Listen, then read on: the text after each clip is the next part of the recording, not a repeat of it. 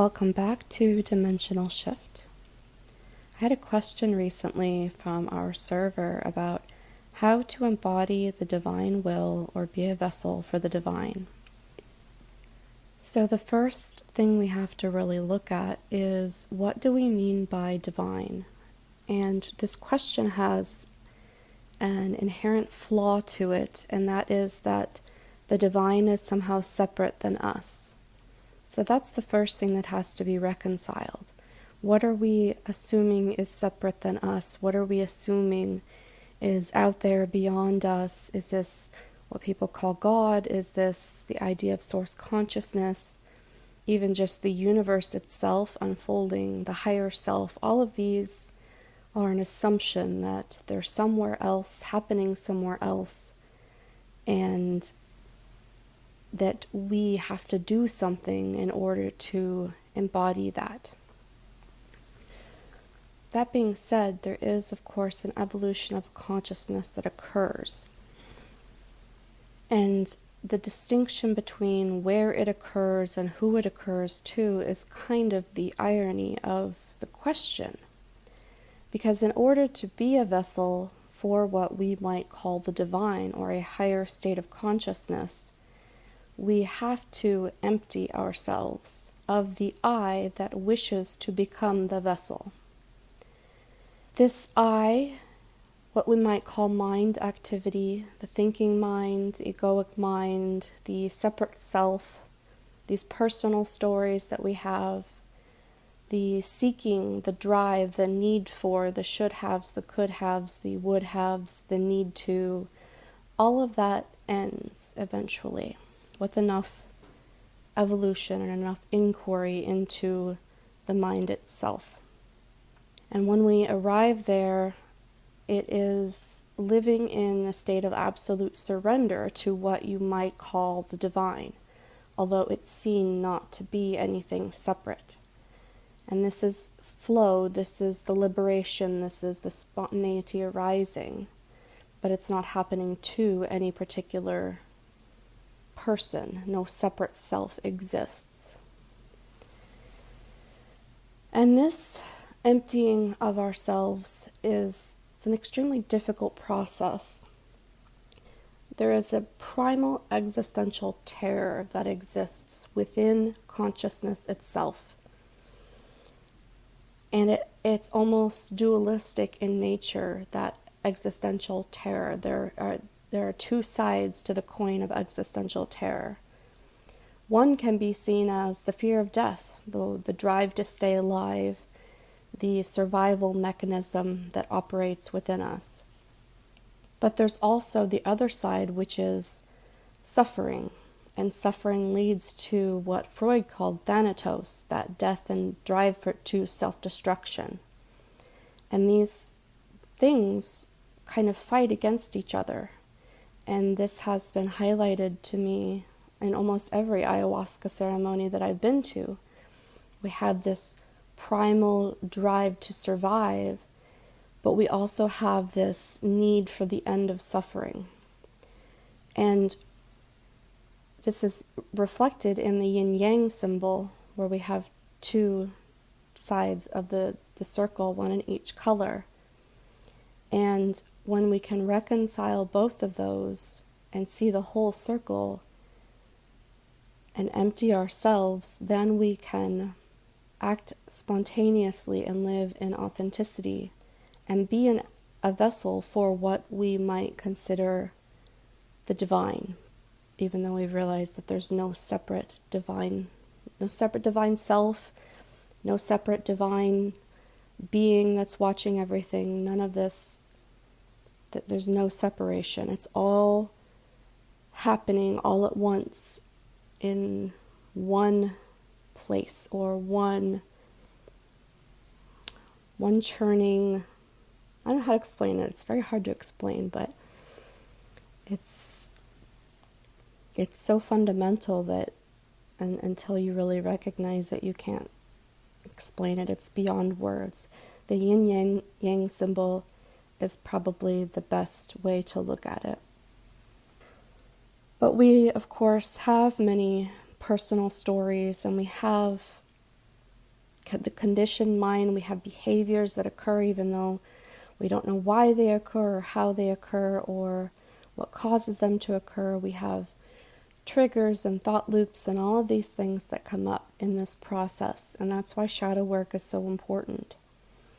And shadow work is the process of inquiring to and releasing these ingrained patterns of behavior, the conditioned mind, which you might think of as programming in your mind, the thought loops.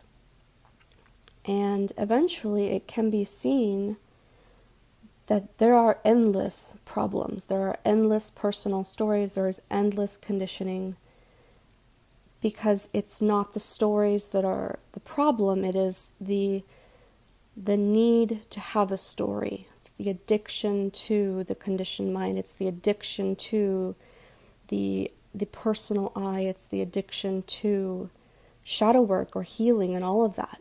And if you can get down to the core of that endless, it's an endless fountain of problems, and you can objectively view that just as every other passing transient thing in reality. Every person, every item of value, every emotion, every thought is just a passing phenomenon. Well, so is the addiction to thought, or so is the addiction to identity, or anything else. It's all transient. And if you can see that all of that is, I think Eckhart Tolle called this the structure of the ego. So first you have to empty yourself of the content, which is, I place value on who I am as, I will say, a podcaster. That you get rid of that. There's no podcaster. There's no attachment to being a podcaster. There's no drive to call myself that. And then you get down to the structure of the ego, and that's what I'm speaking of, is this addiction to, I have to call myself something, I have to do something, I have to be somebody. And that's the structure of the ego.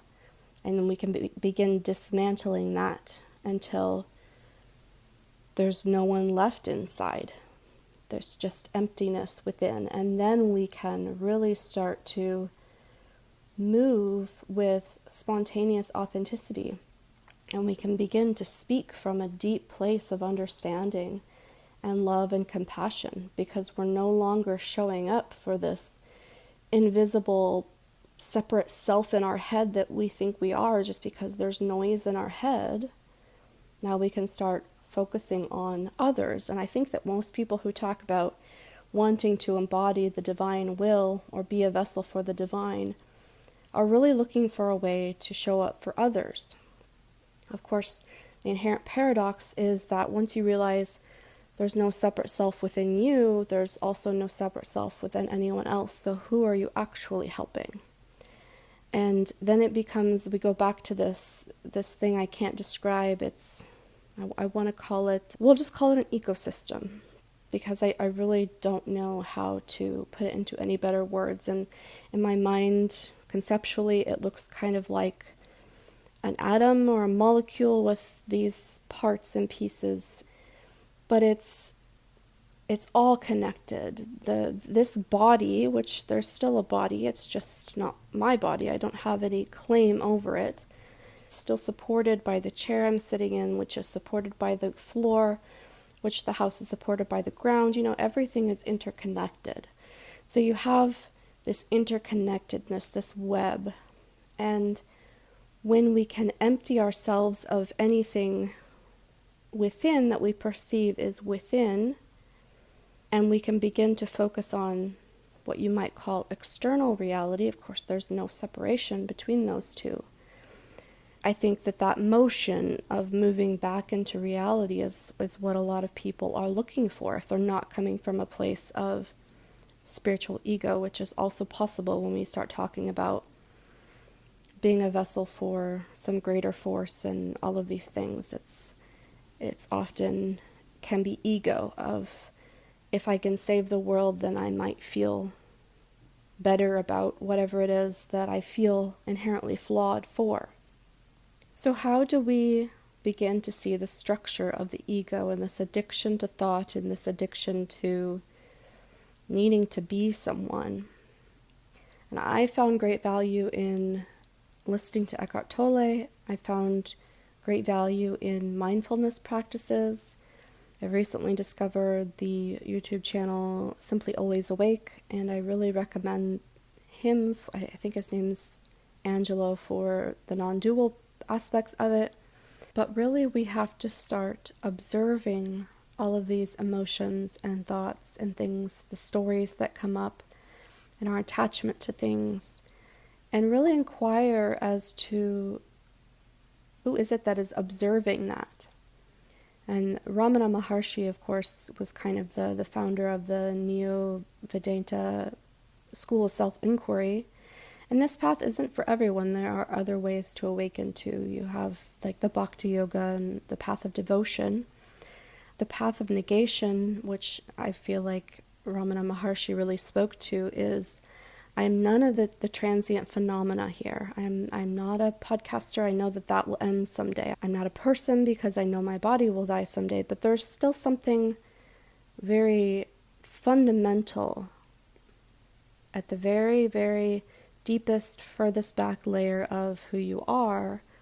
And that is, of course, that you're the observer, which is no one.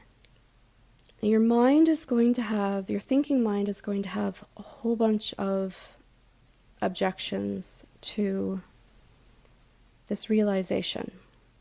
And that, again, is the structure of the mind. But your mind may go through, there's has to be a purpose, or I have a purpose. This one spiraled me out really, really badly last year. I went into really, really deep nihilism. And that's part of it, going through these really, really core aspects of who the ego thinks they are and what they're here to do and all of these things is also part of the transience. And you don't have to go into nihilism. That just happened to be a really deep trigger point for me. But exploring the idea of there's no purpose. Nothing here actually makes sense. It's just kind of all a chaotic mess, it's kind of like circus. But, explore those concepts and just see what comes up for you emotionally and energetically. I went through also, this is boring. That's also the mind trying to escape its own illusory nature. If I can tell myself that this is boring and I'll believe it, then I won't actually let it go. I will just sit here and do nothing and maybe just die. I went through that for quite a while. That's like the ego pouting, and that can be seen through as well. That's just a game that your thinking mind is playing that eventually can be seen as illusory as well, because the thinking mind thinks it's in control, but it's not, and that's why there's always like this feeling of discomfort and unsettled, and because it's the one that suffers. And it causes its own suffering because it never wants to disappear into the present moment. In the present moment, the egoic thinking mind doesn't exist. And so there's that primal drive for desire, but it's actually keeping you from acting in spontaneous joy. For example, I really wanted to record this podcast. I was really excited about it, but I sat on my couch for like 2 hours this morning, giving myself excuses and feeling afraid, and I haven't done this in a while, maybe I'm going to screw it up and all these things. And finally I was just like, this is so silly. I'm putting off something that I know I will enjoy just because I'm listening to my thoughts. And the thoughts, of course, create the body sensations and the emotions to, create that whole effect. But don't think that just because the mind activity stops, you're suddenly going to do nothing. It's not how it works, because then actually you get to get up and do the things that you really do want to do. One that really got me for quite a while was, I'm really curious about this, and I wanted to follow the thought threads, and I wanted to learn these things, and I wanted to have the content and the knowledge and the this and that and the other. And part of that is joy for me. I really do love to learn. But it was also an endless seeking of if I could just have this more information, then maybe things would make sense. And so understanding which part of that is a drive to add to the egoic self and which part of it is just a joyful learning is kind of a differentiation that I've had to make that maybe you will have to as well. One that I've worked through recently that kind of inspired this whole episode is that stories are fun. And I've always loved to write, and I always love to tell stories. I always love to take in stories, and that's kind of life. We're all just a story. And so I have this underlying attachment to stories themselves. And so letting that go and being able to enjoy a story while it's happening, but still keeping a certain perspective of who it's happening to and the illusory nature of the story itself, and detaching myself from that addictive need to identify with stories. One of the last ones that I'll mention is particularly painful in this state of the world, and that's this need to fix the issues in the world, the need to save the world, the need to focus on the problems of the world. And this one I know is going to cause probably the most difficulty for the people in my community, because we do have a tendency to want to change things. The problem is that we're doing this in the thinking mind, and the thinking mind can only focus on the problems. And it's not until we can cease the thinking about the problems and center ourselves in the here and the now, in the present moment, and focus on the things that we can do. The rest is just all delusion. It's all fantasy. It's all daydreaming. We're not actually affecting any change by being in our minds thinking about the ways that we're going to save the world. And we're not going to change the world by getting on the Discord server and talking about how good we are and how much we're going to save the world. That's not how saving the world actually happens. It happens not through mental activity, not through focusing on all the problems, but by coming into the present moment and really looking at reality around you. I think of this as like a reality check.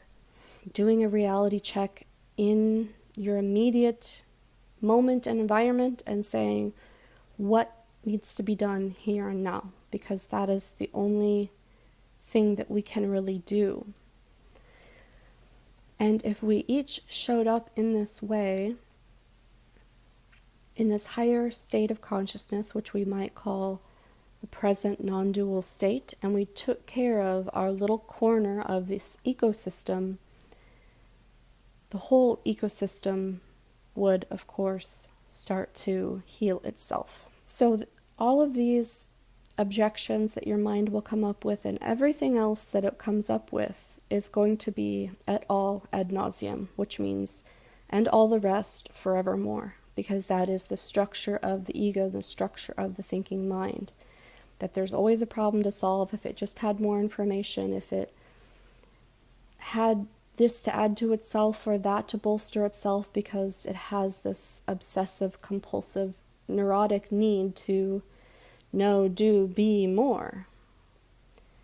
And so we're just going to start first taking out the content, which is, I am not this label that I give myself. This possession that I have doesn't add to me. I'm not the body, I'm not the mind, I'm not my actions, I am not the money that I make, I am not the people that I surround myself with or that are drawn to me. None of that has anything to do with me, because the me that I think I am doesn't exist. And there is no separate self, because the separate self is the mental activity seeing itself as a separate self. But that separate self is only a reflection of consciousness. And it's a poor reflection, it's a shadow. So don't look at the shadows. Go back to Plato's allegory of the cave, the shadows on the wall. Think the cave as your mind and the thoughts as the shadow on the wall. And we're slowly coming back to reality. We're exiting the cave. We're looking up at this beautiful creation, the trees outside and the squirrels and the dogs barking and the flowers that are starting to bloom and the bright sun, and we're coming out of the cave of the mind, and we're coming back into harmony with consciousness itself. And consciousness itself is built upon the void of awareness, which is the one and the none, and they're the same, and they're not separate, and they never will be separate. That is non-duality, that you are both divine and the divine doesn't exist, and everything is divine and everything is perfect, even if it doesn't make sense. And so I wanted to leave you with this quote. I think this quote it's one of my favorite quotes, I think, because it takes a very famous, I don't know if it's Taoist or Buddhist kind of, not a belief, they generally don't have beliefs, but you are a drop in the ocean. But this is a Rumi quote who takes it one step further, and I'm going to say that both are right. You are a drop in the ocean, yes. Rumi says, you are not a drop in the ocean, you are the entire ocean in a drop. And those both are correct. And reconciling and accepting that both are correct is really how we begin to reconcile the ultimate paradox. And that's kind of what we're working on doing. Is they say that eventually all paradoxes reconcile, and this is part of it. So thank you all for listening. Hope you have a wonderful week, and I will talk to you next Monday.